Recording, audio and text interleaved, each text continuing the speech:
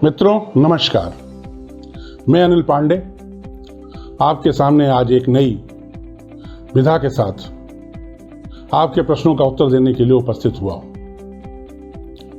आप में से कुछ दर्शकों ने मुझे मेल किया कि पंडित जी ये बताइए कि राजस्थान में जो सरकार की उठापटक चल रही है ये कब तक चलती रहेगी।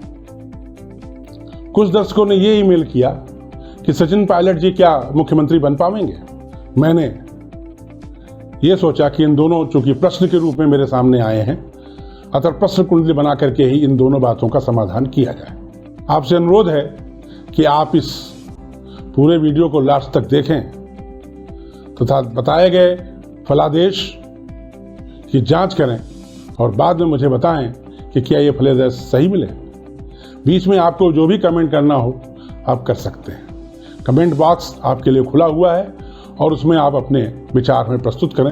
हमें पढ़ के उन विचारों को बहुत अच्छा लगेगा। हम सभी जानते हैं कि राजस्थान में जब मुख्यमंत्री का चुनाव हो रहा था तो अशोक गहलोत जी और सचिन पायलट जी एक दूसरे के प्रतिद्वंदी थे।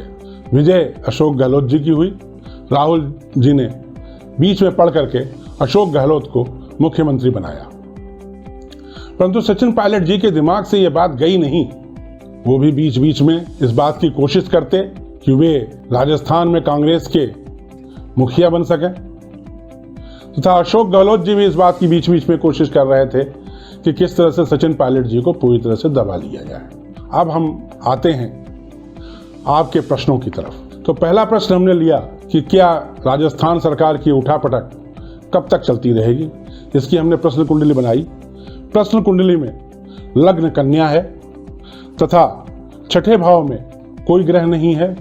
नवम भाव में स्वराशि का शुक्र है तथा दसम भाव में सूर्य, राहु और बुध है। इस कुंडली को देखने से बहुत स्पष्ट हो रहा है कि इसमें शुक्र सबसे बलवान ग्रह के रूप में है और यह शुक्र औरतों का प्रतीक है। जिस तरह से कि आप जानते हैं कि ज्योतिष में शुक्र औरतों का प्रतीक होता है और यह अत्यंत बलवान है। अतः इस बात की पूरी संभावना है कि अशोक गहलोत जी को सोनिया जी का भरपूर साथ मिलेगा। सूर्य राजा होता है और वो भी अपनी मित्र राशि में है, अतः यह पूरी संभावना है कि अशोक गहलोत जी को हाई कमान का पूर्ण सहयोग मिलेगा। अब ये देखें कि उठापटक क्यों हो रही है। तो इसमें जो दशा आई है वो है शुक्र में शनि में गुरु की दशा। यह 20 अगस्त 2020 तक रहेगी।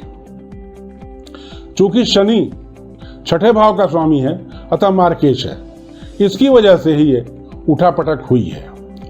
इसके मार्केश होने के कारण ही ये दिक्कत पैदा हुई है। परंतु जो महादशा है वो शुक्र की है एवं प्रत्यांतर दशा गुरु की है, अतः कोई विशेष बात होने की संभावना नहीं है। और ये समझ में आ रहा है कि 20 अगस्त के बाद ये चीजें बिल्कुल शांत हो जाएंगी। शुक्र जो कि सबसे बलवान ग्रह के रूप में इसमें है, वह 1 सितंबर या यूं कहें 14 सितंबर को एकादश भाव में पहुंचेगा। उस समय वह शत्रु भाव में होगा। उस समय कुछ उठापटक फिर से होगी, ये तय है। परंतु वर्तमान में ये उठापटक 20 अगस्त के बाद पूर्णतः शांत हो जाएगी। अब हम आते हैं दूसरी बात पर कि सचिन पायलट जी मुख्यमंत्री बनेंगे कि नहीं बनेंगे। इसमें राशि आई है तुला तथा मंगल इसके छठे भाव में है, शुक्र 8वें भाव में है तथा भाग्य भाव में सूर्य, बुध और राहु है। अब इसमें ध्यान देने वाली बात यह है कि सूर्य इसमें मित्र भाव में है, बुध स्वराशि में है तथा राहु उच्च की राशि में है। परंतु इस कुंडली में एक बहुत बड़ी कमजोरी आ गई है। वो कमजोरी यह है काल सर्प जोग दोष वाली ये कुंडली बन गई है। अतः यह स्पष्ट है कि बातचीत होते होते लास्ट में आते हुए मामला अटक सकता है।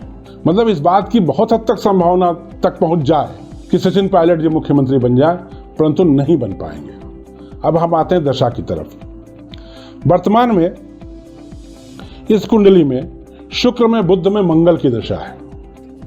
शुक्र जो है वो अष्टम और लग्न का स्वामी है।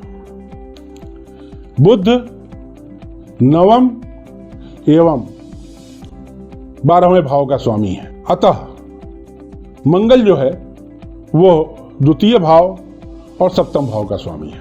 अतः प्रत्यांतर ठीक है।